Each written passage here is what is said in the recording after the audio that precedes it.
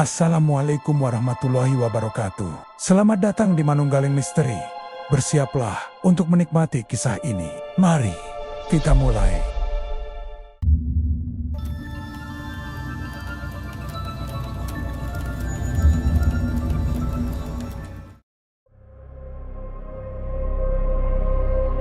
Malam itu, desa kecil di pesisir selatan mendadak diguncang kabar mengejutkan.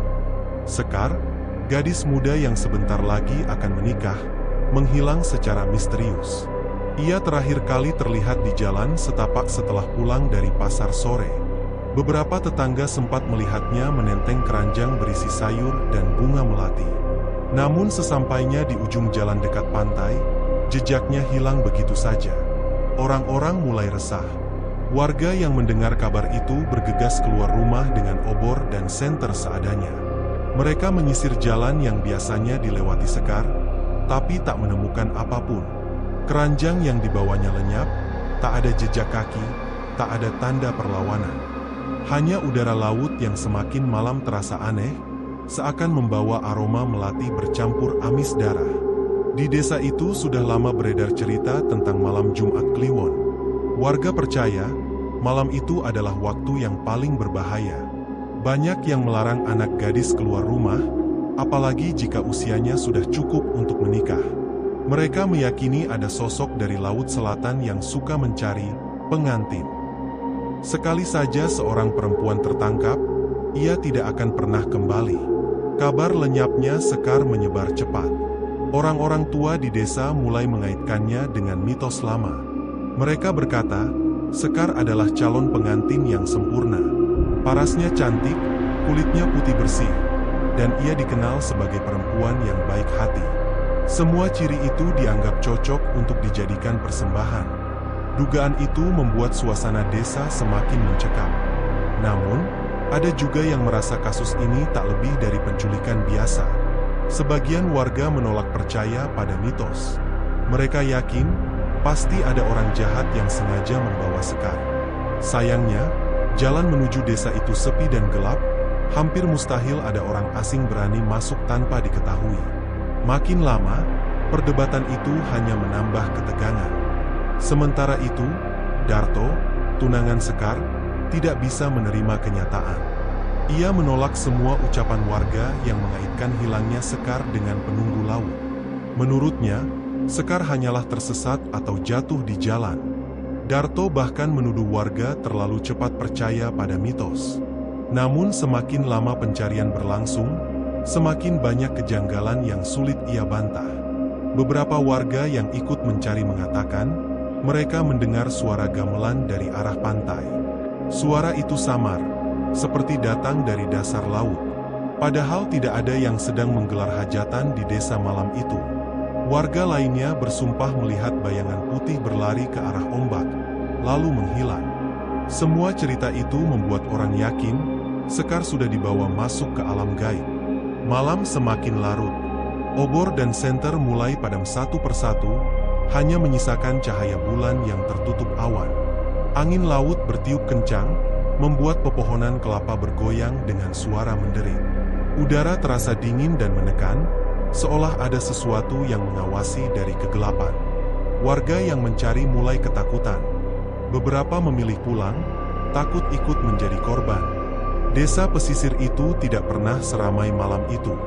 Tangisan keluarga Sekar terdengar jelas, terutama ibunya yang menjerit memanggil nama anaknya. Suara itu membuat bulu kuduk siapapun merinding. Bagi mereka yang percaya, teriakan itu seperti sia-sia. Karena jika benar Sekar telah menjadi pengantin Laut Selatan, maka tidak ada yang bisa mengembalikannya. Namun rasa penasaran tetap lebih kuat. Sejumlah pemuda berusaha menelusuri pantai. Mereka menemukan sesuatu yang membuat suasana semakin mencekam. Di pasir basah dekat ombak, terdapat bekas tapak kaki. Awalnya kecil, seukuran kaki perempuan, namun semakin lama tapak itu berubah besar, seperti menyeret sesuatu. Bekas itu berhenti tepat di bibir laut, seolah Sekar ditelan ombak. Penemuan itu membuat suasana semakin kacau. Ada yang histeris, ada yang langsung jatuh lemas. Tidak ada penjelasan masuk akal mengapa jejak itu bisa berubah bentuk. Sementara ombak yang biasanya bergemuruh kini terdengar berbeda, seperti berbisik. Angin membawa wangi melati yang menusuk hidung, semakin kuat seiring waktu. Kejadian malam itu membuat semua orang tidak bisa tidur. Desa terasa seperti ditutupi kabut gelap yang tidak kasat mata. Tidak ada suara ayam, tidak ada suara jangkrik, hanya desiran angin dan ombak yang sesekali menghantam karang. Malam itu menjadi malam yang paling terlarang dalam ingatan warga. Hilangnya Sekar membuat banyak orang ketakutan. Para orang tua langsung mengunci pintu dan jendela rapat-rapat, memastikan anak perempuan mereka tidak keluar rumah. Bahkan ada yang menyalakan dupa di depan pintu, berharap penunggu laut tidak menagih korban lain. Semua orang sadar, malam Jumat Kliwon tidak lagi bisa dianggap malam biasa. Keesokan paginya, kabar lenyapnya Sekar semakin menyebar. Desa tetangga ikut mendengar cerita itu, menambah berbagai versi rumor. Ada yang bilang Sekar sudah menjadi istri makhluk halus, ada yang bilang ia akan muncul kembali dengan tubuh membusuk, dan ada juga yang percaya ia masih bisa diselamatkan jika seseorang berani menantang Laut Selatan. Bagi Darto, kabar itu hanya membuatnya semakin gelisah. Ia merasa semua orang sudah menyerah dan menerima bahwa Sekar telah hilang. Padahal ia yakin tunangannya masih ada di luar sana, menunggu diselamatkan. Keyakinan itu membuat Darto berbeda dengan warga lainnya. Ketika semua memilih menutup diri dan menghindar, Darto justru mulai merencanakan sesuatu yang nekat. Malam Jumat Kliwon yang seharusnya menjadi malam tenang berubah menjadi mimpi buruk bagi desa kecil itu. Hilangnya Sekar hanyalah permulaan. Tidak ada yang tahu apa yang sebenarnya terjadi, tapi semua orang sadar satu hal. Mereka sedang berhadapan dengan kekuatan besar yang tidak bisa dijelaskan oleh logika manusia. Dan di desa itu, setiap orang mulai takut menyebut nama Laut Selatan terlalu keras. Karena siapapun yang berani menantang bisa saja menjadi korban berikutnya. Malam setelah hilangnya Sekar, suasana desa masih penuh ketegangan. Warga enggan keluar rumah, hanya lampu minyak yang menyala redup di tiap teras. Angin laut bertiup lebih dingin dari biasanya, membawa suara samar seperti gamelan yang datang dari kejauhan. Darto duduk termenung di biliknya, tubuhnya lelah setelah seharian mencari tanpa hasil. Ia menolak tidur meski matanya berat. Namun pada saat itu, telinganya menangkap sesuatu yang membuat jantungnya berdetak cepat. Dari arah pantai, terdengar suara lirih memanggil namanya. Suara itu pelan, terbawa angin, tapi jelas. Suara itu adalah suara Sekar. Awalnya ia mencoba meyakinkan diri bahwa itu hanya imajinasinya yang dipenuhi rindu. Tapi suara itu terdengar lagi, kali ini lebih dekat, seolah-olah Sekar sedang berdiri di bibir pantai, memanggil dengan nada penuh putus asa. Tubuh Darto bergetar, bulu kuduknya berdiri. Ia tahu betul suara itu, tak mungkin salah. Di saat bersamaan, adik Sekar, Ratri, yang tidur di rumah mereka, terbangun dengan napas terengah. Keringat dingin membasahi keningnya. Dalam mimpinya, ia melihat kakaknya berdiri di tengah ombak dengan kebaya hijau basah. Rambut terurai menutupi wajah, matanya kosong. Ratri melihat jelas bagaimana tangan-tangan pucat dari dalam laut menarik kakaknya semakin jauh ke dalam air. Mimpi itu membuat Ratri menangis tanpa suara. Ia merasa kakaknya benar-benar masih ada di sekitar mereka, hanya saja berada di tempat yang berbeda, di dunia yang bukan milik manusia. Sementara itu, Darto mencoba menenangkan pikirannya, tetapi semakin ia mengabaikan suara itu, semakin jelas panggilan itu terdengar. Bisikan itu bercampur dengan desiran ombak, menimbulkan perasaan aneh yang sulit dijelaskan. Malam itu, ia tidak bisa tidur sama sekali. Keesokan harinya, ia bercerita kepada Ratri tentang suara yang ia dengar. Meski mereka tidak saling menyinggung kata gaib, keduanya merasakan hal yang sama. Sekar masih ada. Mereka yakin, Sekar belum sepenuhnya hilang. Mungkin tubuhnya sudah berada di alam lain, tapi jiwanya masih berusaha berhubungan dengan mereka yang dicintainya. Keyakinan itu membuat mereka semakin yakin untuk mencari jalan keluar, meski semua orang di desa telah menganggap Sekar hilang untuk selamanya. Hari-hari berikutnya menjadi semakin aneh. Setiap malam, Suara lirih itu selalu terdengar. Kadang memanggil Darto, kadang terdengar samar di dekat rumah Ratri. Tidak hanya suara, kadang ada aroma melati yang menyengat tiba-tiba masuk lewat jendela. Aroma itu persis seperti bunga yang terakhir kali dibawa Sekar dari pasar sebelum ia menghilang. Semakin sering kejadian itu berlangsung, semakin kuat keyakinan mereka bahwa Sekar sedang berusaha memberi tanda. Namun semakin kuat tanda yang mereka rasakan, semakin besar pula rasa takut yang menyelimuti. Karena di balik suara itu, ada rasa tertekan yang membuat udara malam terasa lebih berat dari biasanya. Kadang Darto merasa dadanya sesak setiap kali suara itu terdengar. Kadang Ratri merasakan ada bayangan hitam berdiri di sudut kamarnya setelah ia bermimpi buruk. Hal-hal aneh itu membuat mereka sadar, yang mereka hadapi bukan sekadar mimpi atau bayangan rindu. Ada sesuatu yang nyata, dan itu berasal dari Laut Selatan. Desa semakin hari semakin sepi. Orang-orang tidak lagi membicarakan Sekar secara terbuka. Mereka hanya berbisik pelan, takut menyebut namanya terlalu keras. Beberapa orang tua memilih mengunci anak gadis mereka di dalam rumah, bahkan tidak membiarkan mereka pergi ke sumur setelah matahari tenggelam. Semua orang sadar, kejadian ini bukan sekadar hilangnya seorang gadis, melainkan pertanda bahwa perjanjian lama sedang ditagih kembali. Bagi Darto, setiap kali mendengar suara itu, hatinya semakin teriris. Ia merasa Sekar memanggilnya untuk diselamatkan. Namun ia juga tahu, jika ia nekat menyusul suara itu ke pantai, mungkin ia akan bernasib sama. Rasa takut dan cinta bercampur menjadi satu, membuat malam-malamnya penuh dilema.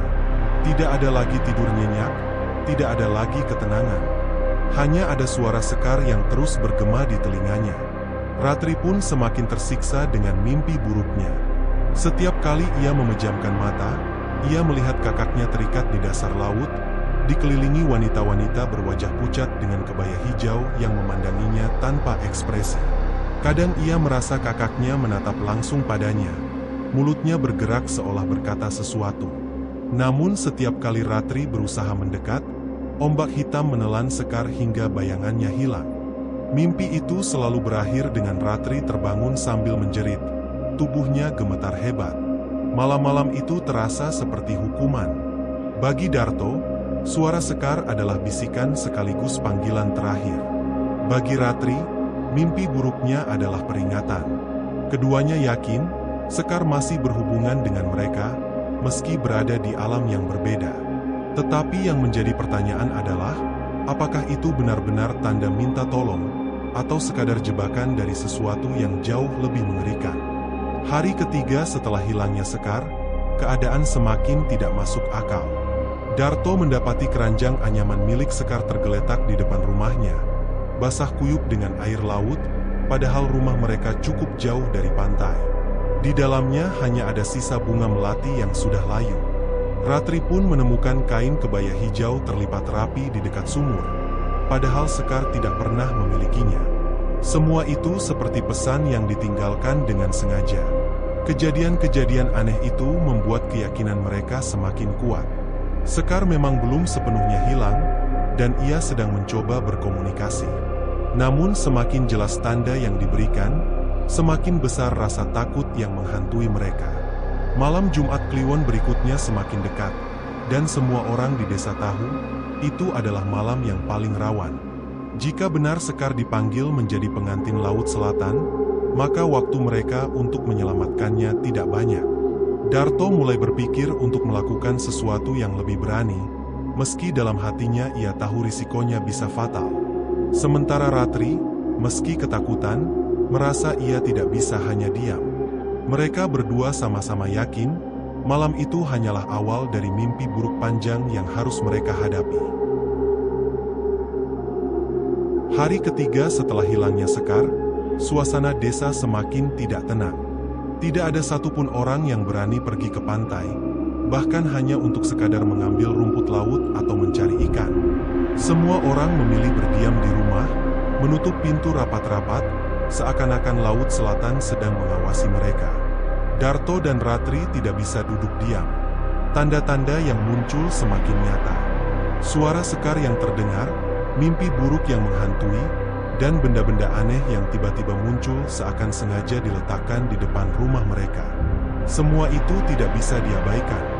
Namun, setiap kali mereka mencoba membicarakan rencana untuk mencari Sekar, selalu ada larangan keras dari orang tua dan tetua desa.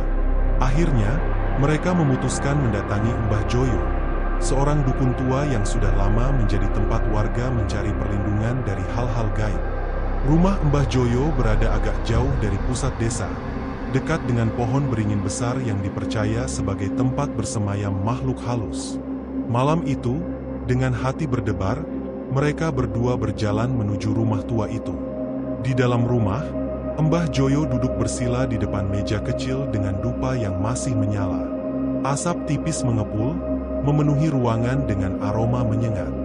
Sorot matanya tajam, seperti bisa menembus isi hati siapapun yang duduk di hadapannya.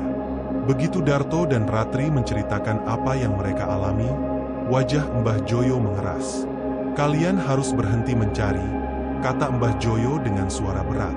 "Sekar sudah dipanggil. Malam itu adalah malam Jumat Kliwon. Ratu Laut sedang mencari pengantin baru.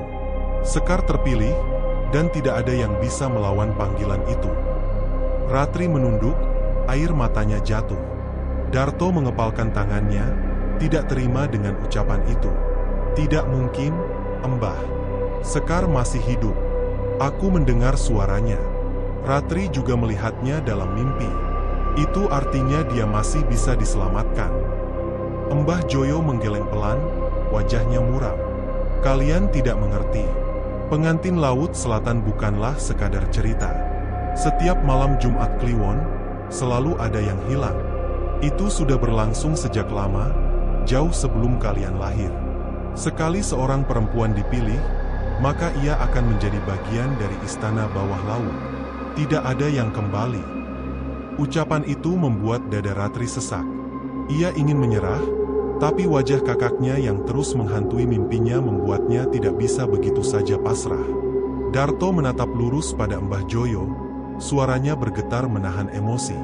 "Kalau semua orang hanya diam, apa bedanya kita dengan pengecut? Aku tidak peduli siapa yang menguasai laut ini. Aku hanya ingin Sekar kembali." Mbah Joyo menarik napas panjang, lalu menutup mata. Setelah beberapa saat, ia membuka matanya kembali dengan tatapan yang lebih dalam.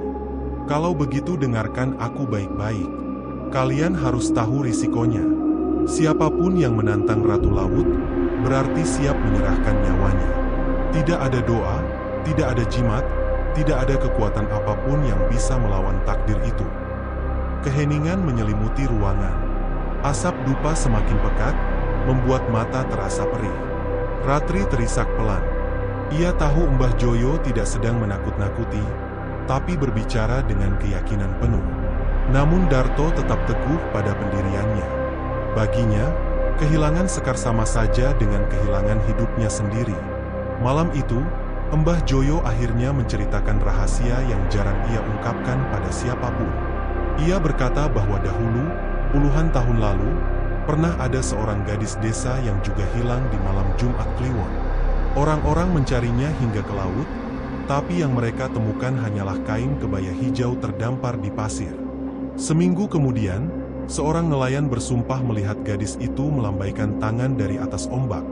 Wajahnya pucat dengan senyum yang tak wajar.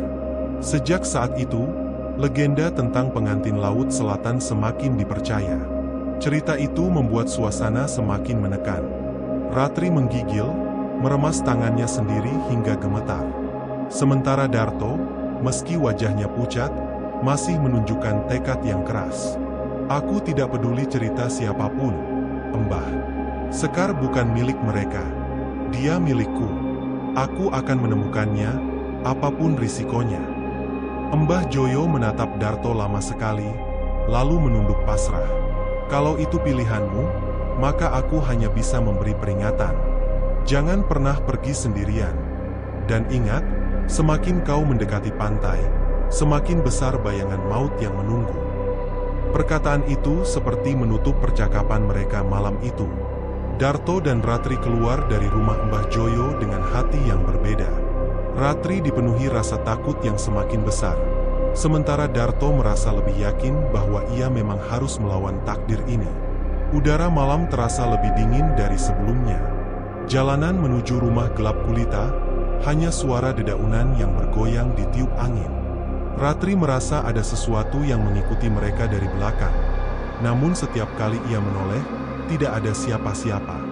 Darto berjalan lebih cepat, seolah tidak mau memikirkan apapun selain Sekar. Sesampainya di rumah, keduanya tidak saling berbicara. Kata-kata Mbah Joyo masih terngiang, terutama tentang risiko nyawa.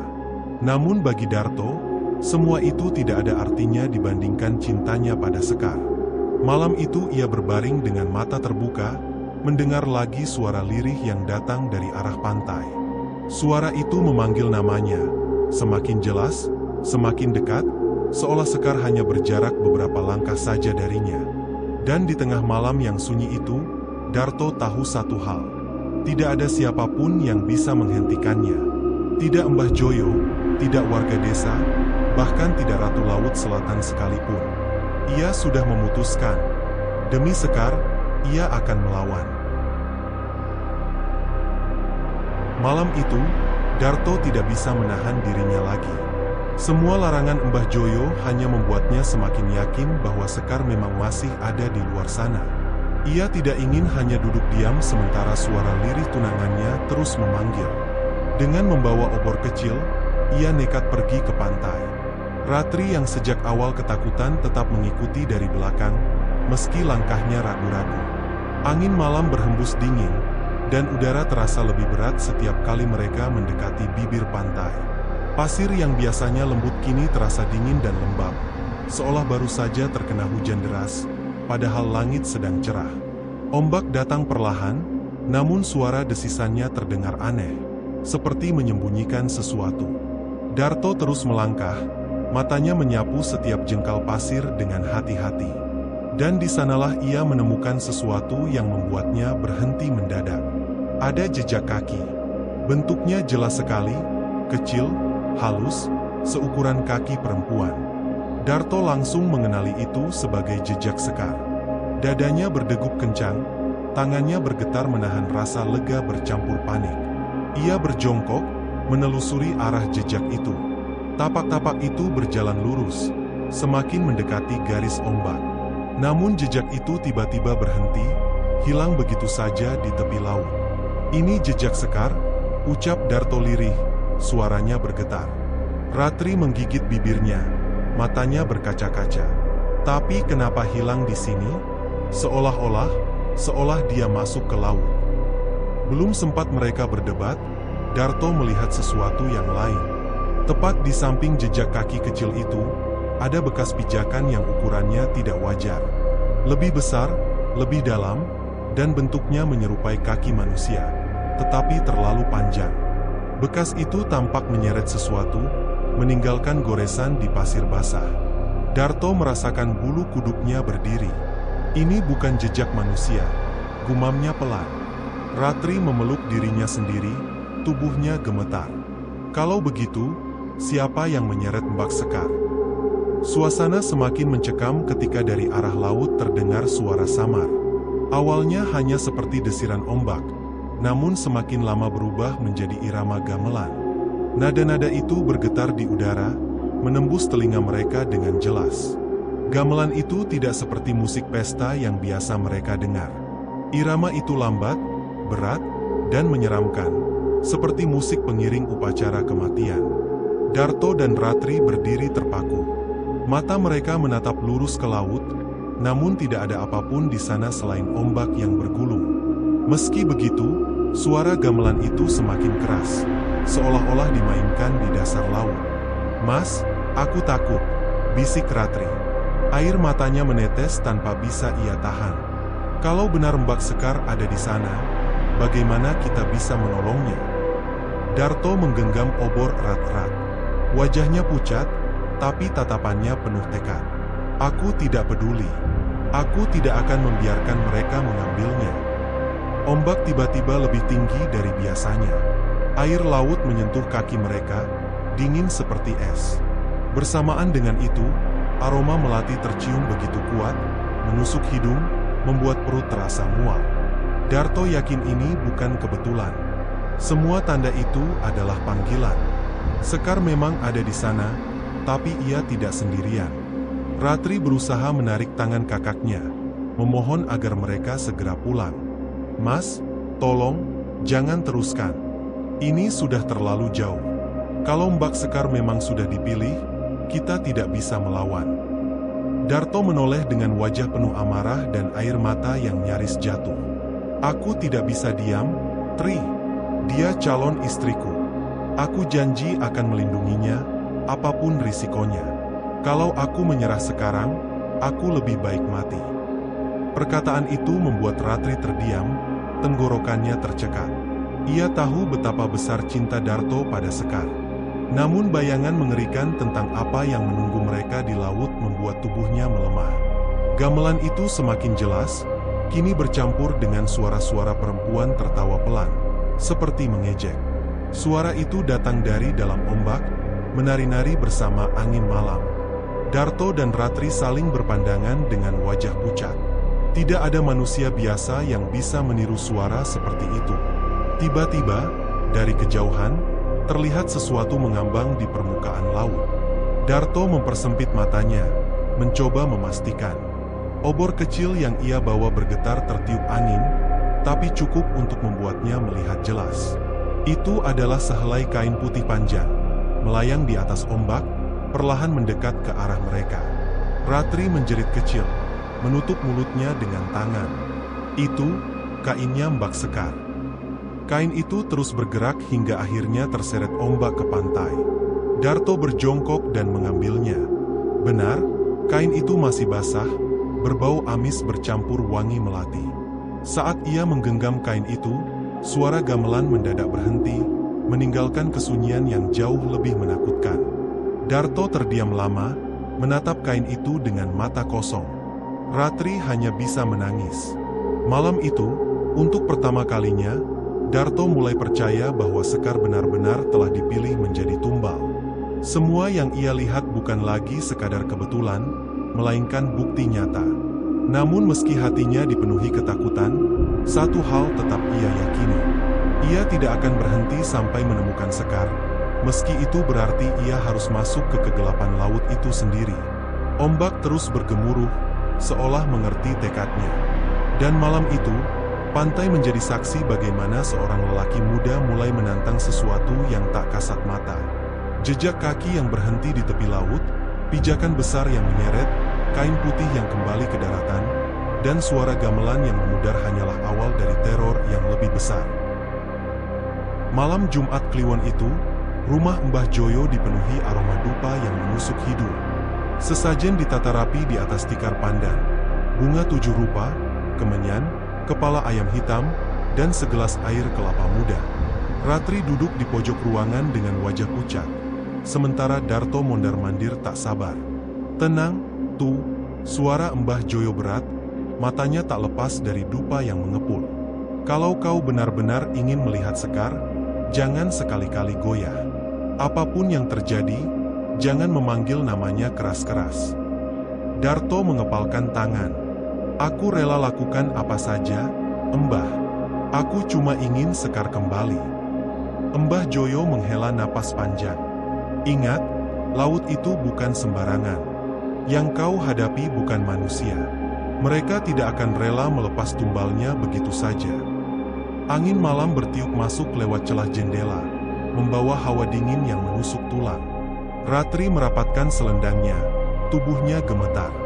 Sejak awal ia tidak setuju dengan ritual ini, tapi Darto terlalu keras kepala. Mereka bertiga kemudian berjalan menuju pantai. Malam itu laut terlihat lebih hitam dari biasanya. Ombak bergulung dengan suara berat, seolah menyimpan sesuatu di dalamnya. Sesajen diletakkan di tepi pantai, dan Mbah Joyo mulai melantunkan doa-doa dalam bahasa Jawa kuno. Suaranya parau, bergetar, namun penuh wibawa. Asap kemenyan menyebar, bercampur dengan aroma melati yang entah dari mana asalnya. Darto menatap laut tanpa berkedip. Ratri menunduk, air matanya jatuh satu-satu.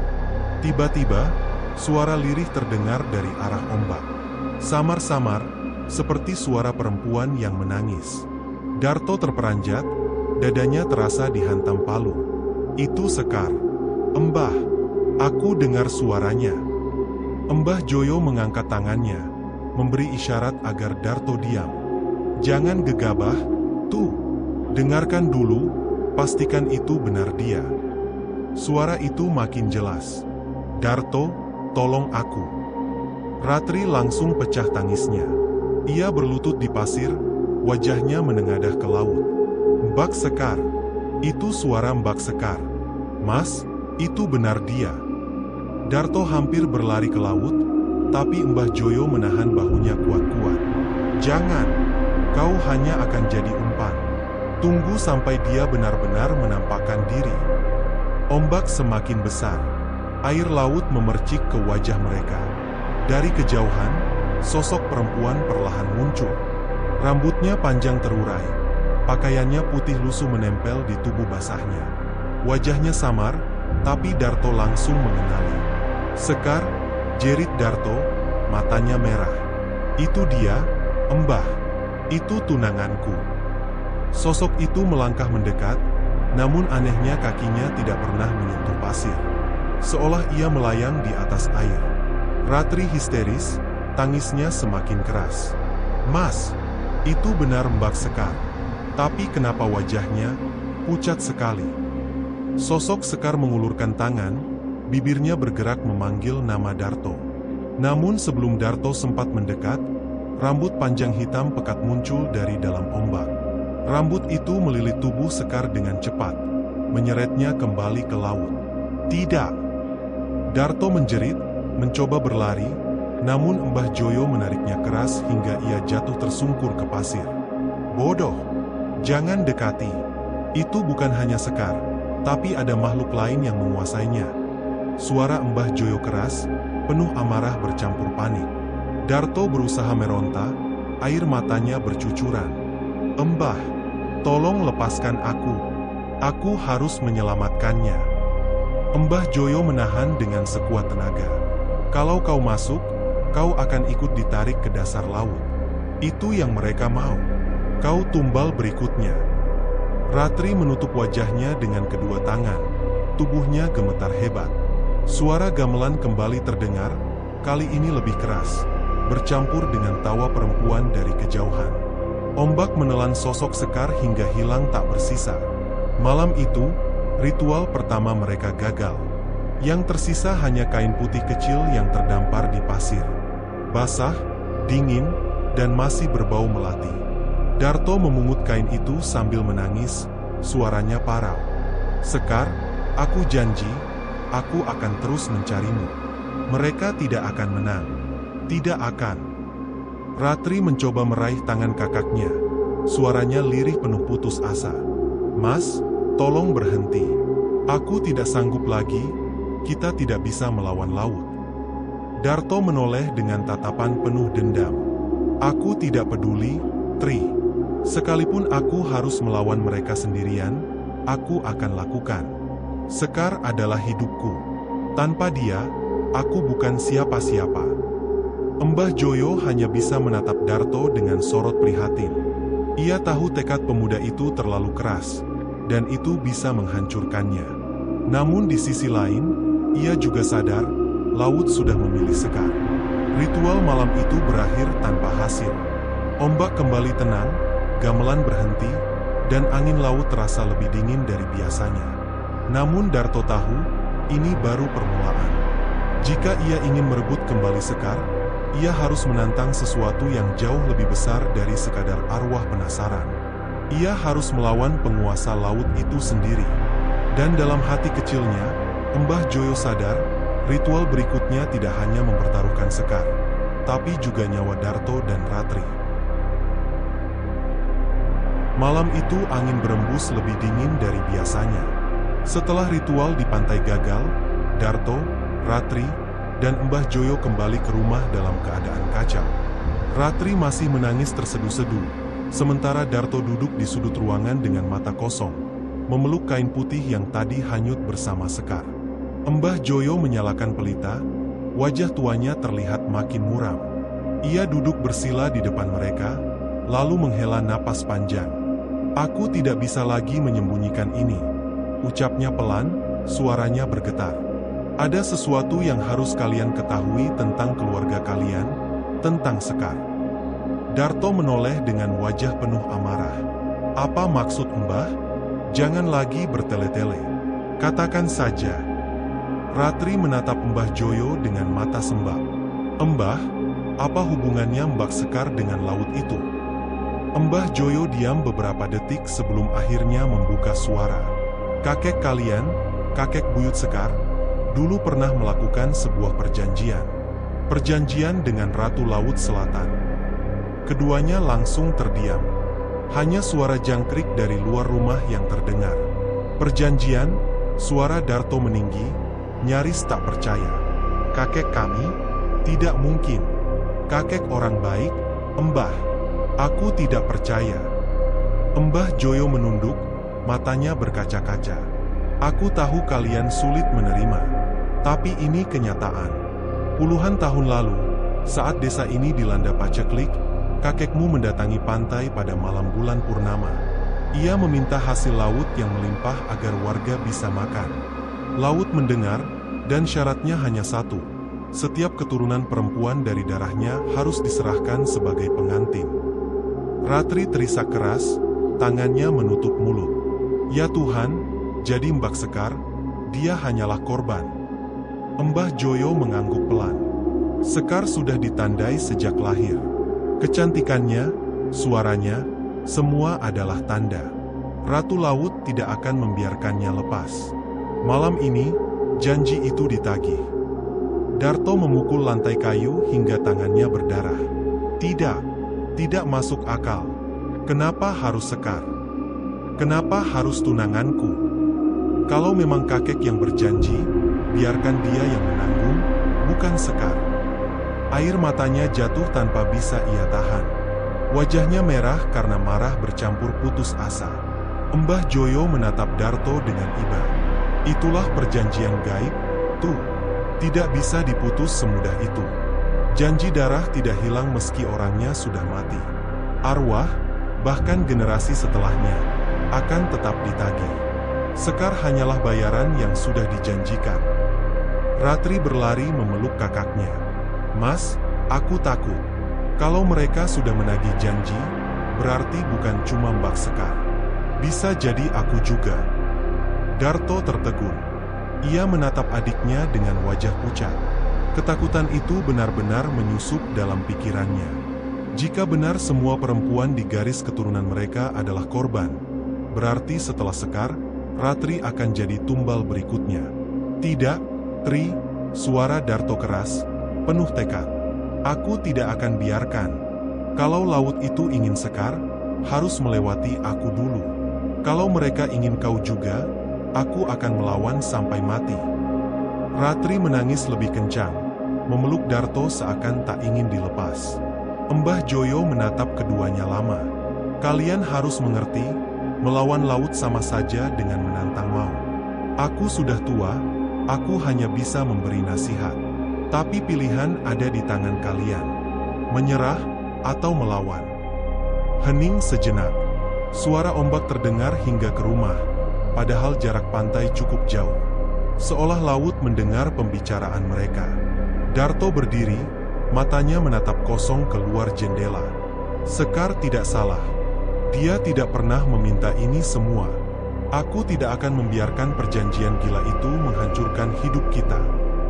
Ia mengepalkan tangan. "Aku akan cari jalan untuk memutus perjanjian ini." Mbah Joyo menunduk, wajahnya semakin tua. "Kalau itu keputusanmu, bersiaplah. Jalan yang kau pilih bukan jalan manusia biasa. Kau akan berhadapan langsung dengan penguasa laut, dengan pasukan gaib yang lebih kejam dari apapun yang pernah kau bayangkan." Ratri menggenggam tangan kakaknya. "Mas, aku ikut. Aku tidak akan tinggalkanmu." Darto menoleh, tatapannya melembut. "Tidak, Tri. Kau harus tetap hidup. Kalau aku gagal, kau yang akan jadi harapan keluarga ini. Kau harus kuat." Ratri menggeleng keras, air matanya menetes lagi. "Jangan bicara begitu, Mas. Aku tidak sanggup kehilangan lagi." Mbah Joyo menutup matanya sejenak, lalu berkata lirih, "Sebelum kalian melawan, ada sesuatu yang harus kalian cari. Jejak perjanjian itu masih tersimpan. Sebuah pusaka yang dulu dipakai kakekmu saat membuat janji. Tanpa itu, kalian tidak akan bisa melawan." Darto menatapnya penuh harap. "Di mana, Mbah? Katakan, aku akan menemukannya." "Di pesisir, dekat Karang Hitam," jawab Mbah Joyo pelan. "Tapi ingat, banyak yang menjaganya. Kau harus siap kehilangan nyawa." Suasana malam itu makin mencekam.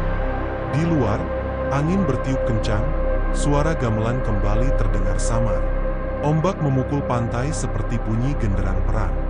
Darto menatap laut dari kejauhan. Dalam hatinya, ia berjanji, perjanjian lama itu harus diputus. Sekalipun nyawanya menjadi taruhannya, ia tidak akan membiarkan Sekar dan Ratri menjadi korban selanjutnya. Malam itu bulan purnama menggantung bulat sempurna di langit. Ombak bergulung lebih besar dari biasanya, seakan ada sesuatu yang menunggu di balik kegelapan laut. Darto berjalan sendirian menuju pantai. Napasnya terengah, jantungnya berdegup kencang, tapi langkahnya mantap. Di tangannya ia menggenggam kain putih milik Sekar, satu-satunya benda yang tersisa. "Sekar, tunggulah. Aku akan membawamu pulang," gumamnya lirih. Begitu ia tiba di tepi pantai, suara gamelan samar terdengar dari arah laut. Udara mendadak lebih dingin, seperti ribuan tangan gaib menyentuh kulitnya. Ombak memecah keras, dan Darto berdiri menantang. Dengan suara bergetar tapi lantang, ia berteriak ke tengah lautan. "Kalau kau benar penguasa laut, keluarlah. Kembalikan Sekar padaku. Dia bukan milikmu." Air laut berguncang hebat. Dari balik ombak, perlahan muncul sosok wanita berjubah hijau. Wajahnya cantik, namun matanya tajam menyorot seperti pisau. Rambutnya panjang terurai, melambai seiring angin malam. Darto tertegun, tubuhnya kaku. Tapi saat sosok itu mendekat, ia melihat sesuatu di belakangnya. Sekar.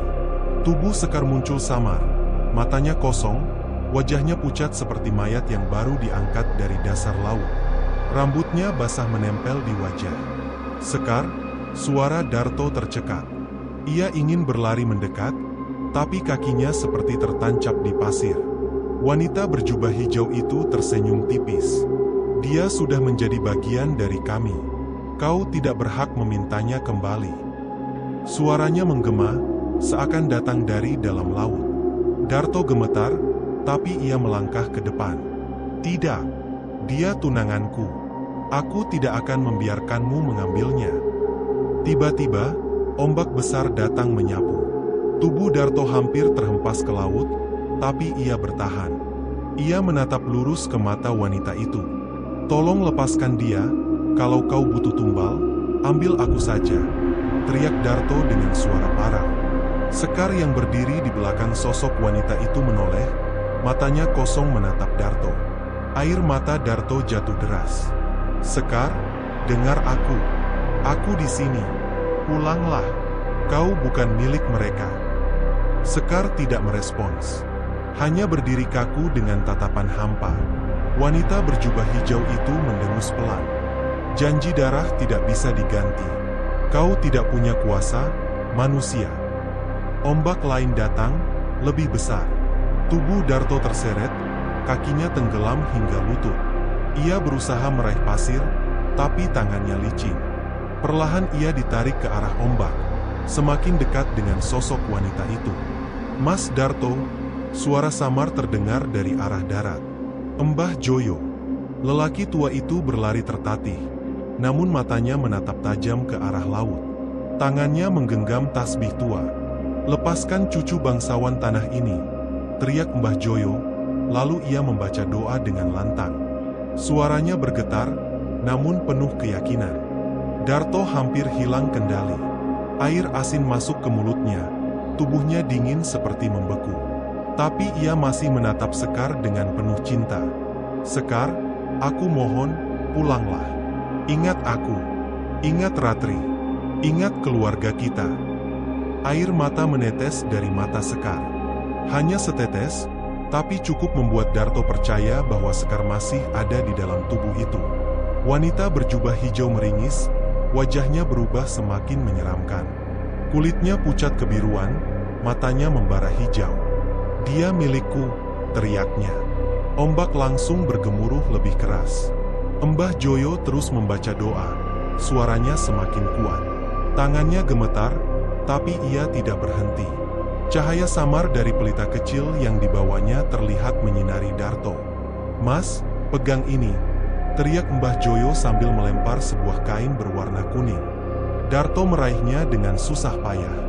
Begitu kain itu ia pegang, tubuhnya terasa lebih ringan. Pasir yang menahan kakinya perlahan terlepas. Wanita itu menjerit marah, suaranya seperti ribuan orang menangis bersamaan. Ombak mendadak berhenti menghantam, lalu tenang seketika. Sekar perlahan menghilang ke balik ombak, wajahnya masih menatap Darto dengan air mata. "Sekar!" teriak Darto histeris. Ia mencoba berlari ke laut, tapi Mbah Joyo menarik lengannya dengan sekuat tenaga. "Cukup, tuh. Jangan bodoh.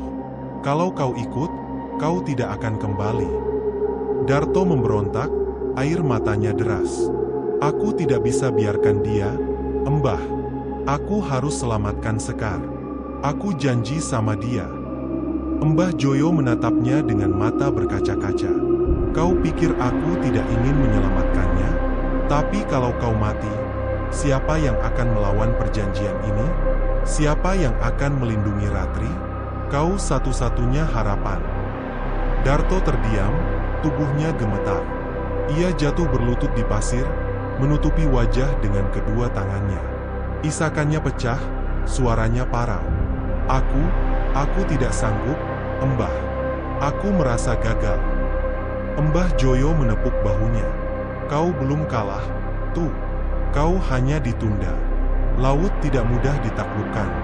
Tapi kita masih punya cara." Angin malam kembali berembus, membawa hawa asin dan suara gamelan samar. Darto menatap laut dengan mata merah, penuh dendam sekaligus cinta yang belum selesai.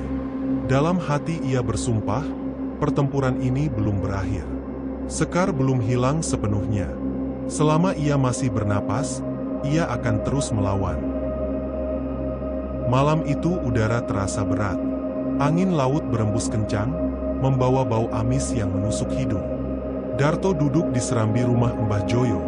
Wajahnya pucat, matanya merah karena semalaman tidak tidur. Mbah Joyo menatapnya dengan sorot mata yang dalam.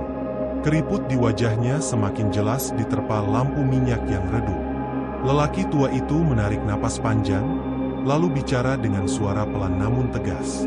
"Tuh, hanya ada satu jalan untuk menghentikan semua ini.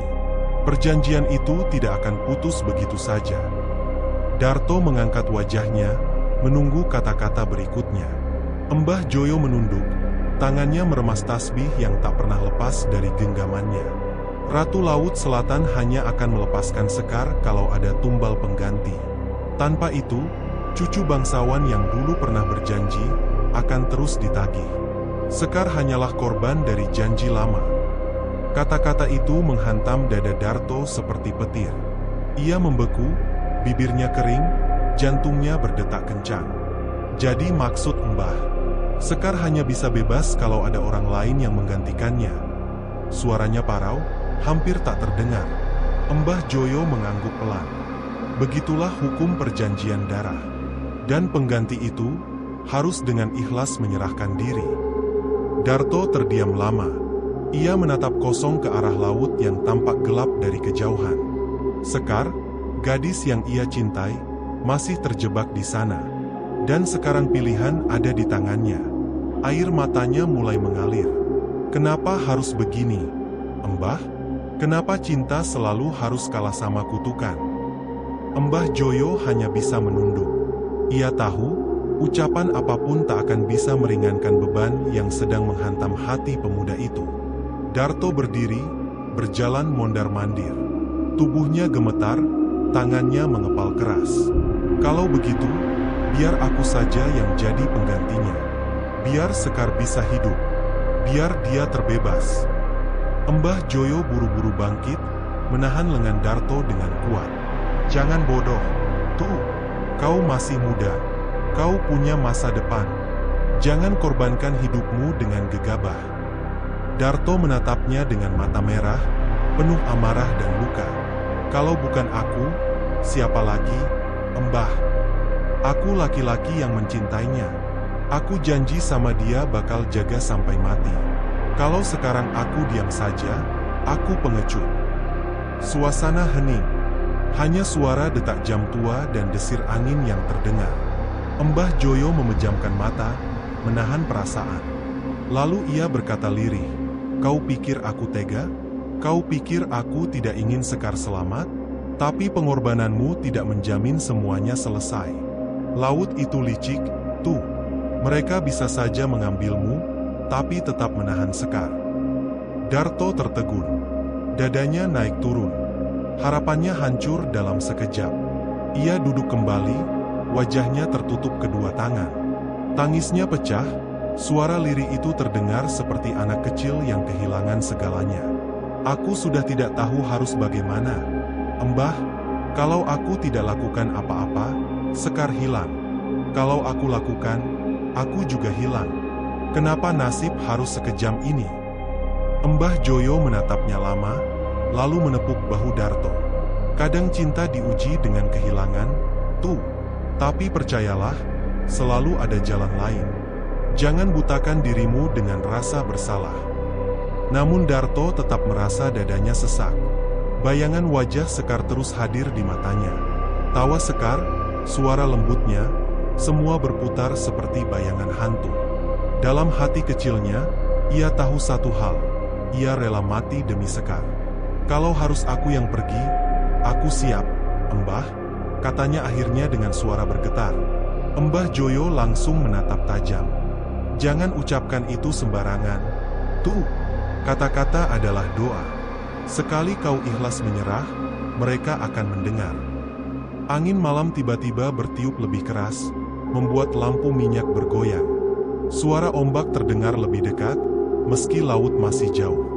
Seolah-olah ada telinga gaib yang benar-benar mendengar pembicaraan mereka. Darto menunduk, menggenggam kain putih milik Sekar yang ia bawa sejak awal. Ia mencium kain itu, lalu berbisik, "Sekar, kalau aku harus menukar nyawaku untukmu, aku tidak akan ragu." Air matanya jatuh membasahi kain itu. Mbah Joyo berdiri kaku, wajahnya penuh kecemasan. Ia tahu, keputusan Darto bisa membuka pintu yang seharusnya tidak disentuh. "Tolong pikirkan lagi, tuh. Jangan biarkan cintamu dijadikan alat oleh mereka. Kalau kau menyerah, berarti kau kalah sebelum berperang." Darto menatapnya. Matanya kosong tapi juga menyala oleh tekad. "Mbah, lebih baik aku kalah, daripada membiarkan Sekar hilang selamanya." Suasana jadi semakin mencekam. Angin seolah membawa suara bisikan dari laut, samar tapi jelas. Tawa perempuan yang panjang, menggema di kejauhan. Mbah Joyo menggenggam tasbihnya lebih erat. "Astagfirullah, mereka sudah mendengar niatmu." Darto menutup matanya. Di dalam kegelapan pikirannya, hanya ada wajah Sekar yang terus menatapnya. Hatinya goyah, tapi juga mantap. Malam itu, ia tahu hidupnya tidak akan pernah sama lagi. Antara cinta dan maut, ia sudah menyiapkan dirinya untuk memilih. Malam Jumat Kliwon itu, pantai kembali dipenuhi hawa aneh. Langit gelap, bulan purnama hanya sesekali menampakkan wajahnya di balik awan. Ombak menggulung lebih keras dari biasanya, memukul karang dengan suara seperti gemuruh peringatan. Darto berjalan di belakang Mbah Joyo. Langkahnya berat, tapi matanya penuh tekad. Ia tahu malam ini adalah jawaban dari semua penderitaannya. Kain putih milik Sekar masih ia genggam erat, seolah menjadi jimat terakhir yang membuatnya bertahan. Sesampainya di bibir pantai, angin mendadak berhenti. Hening yang aneh menyelimuti. Pasir seakan bergetar, lalu perlahan, ombak membuka jalan. Dari dalam lautan gelap itu, muncullah sosok wanita berjubah hijau. Rambutnya tergerai panjang, matanya berkilat seperti batu giok. Dialah Ratu Laut. Di sampingnya, Sekar muncul. Tubuhnya setengah manusia, setengah gaib. Wajahnya pucat, matanya kosong, seperti boneka yang kehilangan jiwa. Darto terhuyung mundur melihatnya. Sekar, bisiknya lirih, suaranya pecah. Sekar menoleh pelan, tapi tatapannya dingin. Hanya sekali, bibirnya bergerak seolah ingin bicara, namun tak ada suara yang keluar. Ratu Laut tersenyum samar. Suaranya dalam, menggema ke seluruh pantai. Anak muda, waktumu tiba. Perjanjian lama harus ditepati. Pilihannya sederhana. Satu jiwa harus menjadi pengantin laut. Siapa yang rela menyerahkan diri? Angin mendesir, pasir beterbangan. Darto merasa dadanya sesak. Ia menoleh pada Mbah Joyo, berharap ada jawaban. Tapi lelaki tua itu hanya menunduk. Wajahnya tegang, tasbih di tangannya bergetar. Tanpa pikir panjang, Darto melangkah maju. Ia berteriak dengan suara lantang, suaranya pecah karena emosi. Ambil aku, jangan dia, lepaskan Sekar. Mbah Joyo menahan lengannya, wajahnya panik. Duh, jangan, kau tidak tahu apa yang kau lakukan. Tapi Darto mengibaskan tangannya, menatap lurus ke arah ombak. Matanya penuh keberanian bercampur ketakutan. Aku tahu persis, Mbah. Aku laki-laki yang mencintainya. Kalau ada yang harus hilang, itu aku. Bukan Sekar. Sekar tampak terkejut. Sesaat, matanya yang kosong itu berkedip, seolah jiwanya mendengar kata-kata Darto. Air matanya mengalir tipis, meski tubuhnya masih dalam kendali gaib. Ratu Laut tertawa lirih. Cinta, manusia selalu berani bicara tentang cinta. Tapi tahukah kau apa artinya menjadi pengantin laut? Darto mengepalkan tangan, kakinya gemetar. Aku tidak peduli. Asal Sekar bebas, aku rela. Sekar tiba-tiba menjerit, suara lirih namun penuh kesakitan. Jangan, tuh, jangan lakukan itu. Aku tidak ingin kehilanganmu. Darto menoleh, melihat Sekar menangis. Wajahnya kembali hidup sesaat, seolah jiwanya berebut melawan kendali sang ratu. Itu semakin membuat hatinya hancur. Ia berjalan beberapa langkah lebih dekat ke laut, hingga air menyentuh kakinya. Kalau ini satu-satunya cara, aku siap. Ambil aku, tapi bebaskan dia. Ratu Laut mengangkat tangannya. Ombak naik setinggi 2 meter, berputar mengelilingi tubuh Darto. Hawa dingin menyengat tulangnya, membuat seluruh tubuhnya bergetar. Mbah Joyo maju, berteriak lantang sambil mengangkat tasbih. Tidak, jangan biarkan dirimu diperdaya. Mereka hanya menipu. Sekar tidak akan benar-benar bebas kalau kau menyerah begitu saja. Darto menoleh, wajahnya penuh air mata. Mbah, aku tidak kuat lihat dia seperti ini. Aku tidak sanggup. Sekar kembali menangis, tubuhnya meronta. Aku lebih rela hilang, tuh, daripada lihat kau mati. Tolong jangan lakukan ini. Suasana semakin mencekam. Angin berputar kencang, pasir menampar wajah, dan langit bergemuruh. Ombak seakan bersorak menanti keputusan akhir. Ratu Laut mendekat, suaranya lembut tapi menusuk telinga. Ayo, Darto. Hanya satu langkah lagi. Bersama laut, kau tidak akan pernah kesepian. Kau akan abadi.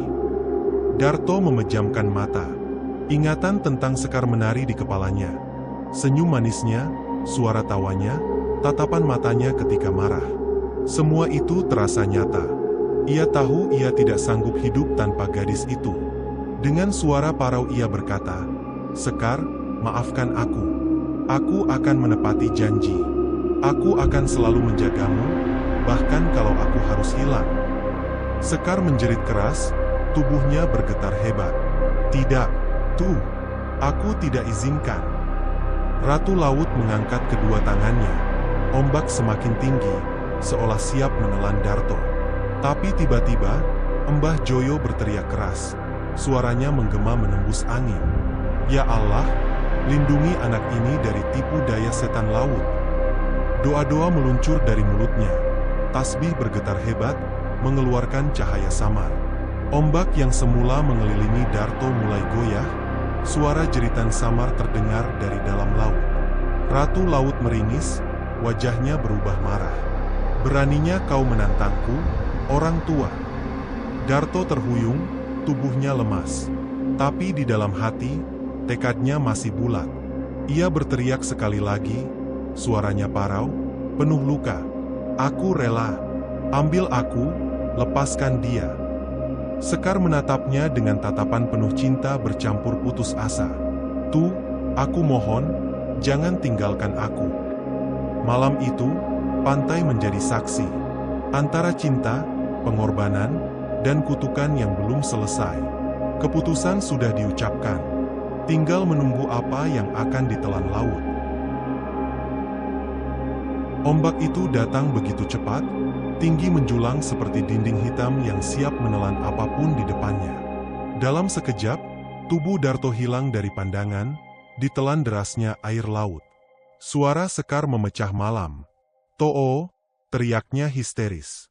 Ia mencoba berlari ke arah ombak, tapi tubuhnya terhuyung. Tubuh Sekar ambruk ke pasir, nafasnya tersengal.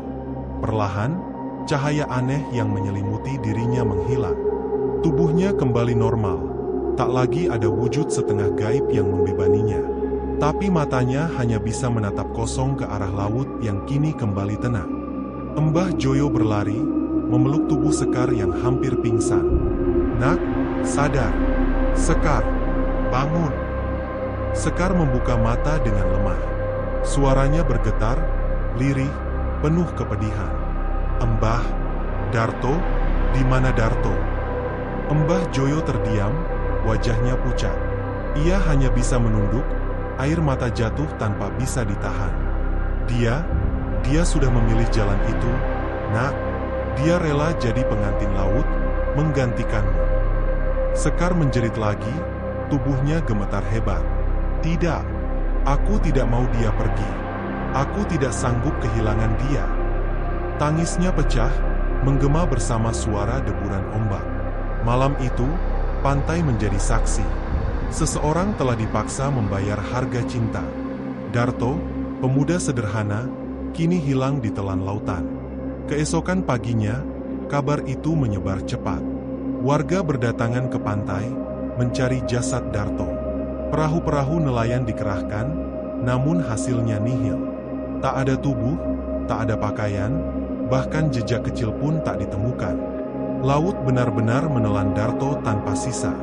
Seorang warga tua berbisik lirih, itu tanda dia sudah resmi jadi pengantin Laut Selatan. Bisikan itu terus menyebar, menjadi keyakinan warga. Mereka percaya Darto dipilih laut untuk menggantikan Sekar yang sudah ditakdirkan sebelumnya. Sekar duduk di pinggir pantai, wajahnya pucat, mata bengkak karena tangis. Tangannya masih menggenggam erat bunga melati yang tadi malam ia bawa. Bunga itu kini layu, basah terkena air laut. Seorang ibu mendekat, mencoba menenangkan. "Nak, ikhlaskan. Laut sudah memilih. Tidak ada yang bisa melawan takdir itu." Sekar menoleh dengan mata merah, air matanya terus jatuh. Tapi dia janji, "Bu, dia janji tidak akan pernah tinggalkan aku. Kenapa laut harus mengambilnya?" Ibu itu hanya menggeleng, tak kuasa berkata apa-apa lagi. Hari-hari berikutnya berjalan berat bagi Sekar. Ia hampir tidak pernah keluar rumah. Nafsu makannya hilang, tubuhnya semakin kurus. Kadang di malam hari, ia bermimpi melihat Darto berdiri di pantai, basah kuyup, tersenyum padanya. Tapi setiap ia mencoba mendekat, ombak datang dan memisahkan mereka. Sekar selalu terbangun dengan air mata. Mbah Joyo beberapa kali menemuinya, memberi nasihat dengan lembut. "Nak, jangan biarkan dirimu hancur. Doakan dia. Insya Allah Darto tenang di sana." Sekar hanya bisa menjawab dengan suara parau, "Mbah, bagaimana bisa aku tenang kalau setiap malam aku dengar ombak memanggil namanya?" Waktu berjalan. Luka itu tidak sembuh, tapi Sekar belajar untuk berdamai. Ia tahu Darto tidak pernah benar-benar hilang. Laut kini menjadi rumahnya. Dan cinta itu masih ada, meski tak bisa digenggam lagi. Setiap malam Jumat Kliwon, Sekar berjalan ke pantai. Rambutnya tergerai, matanya sayu, tapi langkahnya mantap. Di tangannya selalu ada setangkai bunga melati. Ia duduk di pasir, menatap lurus ke lautan gelap. Malam itu, ombak bergulung pelan. Angin membawa aroma asin bercampur harum melati. Sekar menaruh bunganya di atas pasir, lalu berbisik dengan suara lirih. "Tuh, aku di sini. Aku tahu kau bisa dengar. Aku masih menunggu, seperti yang kau minta. Tapi jangan khawatir, aku tidak akan ikut. Aku akan hidup, biar kau tenang di sana." Air matanya jatuh, tapi bibirnya tersenyum kecil. Ada keteguhan di matanya, meski hatinya masih perih. Kadang, ia merasa seolah ada bayangan Darto berdiri di tengah ombak. Sosok itu menatapnya, tersenyum, lalu perlahan menghilang. Setiap kali itu terjadi, Sekar tahu satu hal. Cintanya tidak mati, hanya berbeda alam. Warga pun terbiasa dengan kebiasaan Sekar. Mereka tidak lagi melarang atau menegurnya. Justru banyak yang merasa terharu melihat kesetiaannya. Bagi mereka, kisah Darto dan Sekar menjadi legenda baru di desa itu. Pengantin Laut Selatan, begitu orang-orang menyebutnya. Darto kini diyakini sebagai pengantin baru Ratu Laut, menggantikan Sekar. Dan Sekar, ia tetap hidup, tapi hatinya sudah terkubur di dasar samudra. Setiap Jumat Kliwon, bunga melati selalu terdampar kembali ke pantai, meski sudah dibawa ombak. Entah siapa yang mengembalikan, tapi warga percaya itu tanda Darto masih menjaga Sekar dari kejauhan. Malam itu, di pantai yang sepi, Sekar duduk seorang diri. Bulan purnama bersinar terang, menerangi wajahnya yang sendu. Ia memeluk lutut, menatap laut dengan tatapan penuh rindu. "Darto," bisiknya pelan, "aku akan selalu mencintaimu. Sampai kapanpun." Ombak menggulung pelan, seperti menjawab panggilannya. Dan begitulah akhirnya. Cinta yang harus dibayar dengan pengorbanan, meninggalkan luka yang tak pernah sembuh. Darto tidak pernah ditemukan. Sekar tidak pernah berhenti menunggu. Di pantai itu, setiap Jumat Kliwon, legenda tentang pengantin Laut Selatan terus hidup.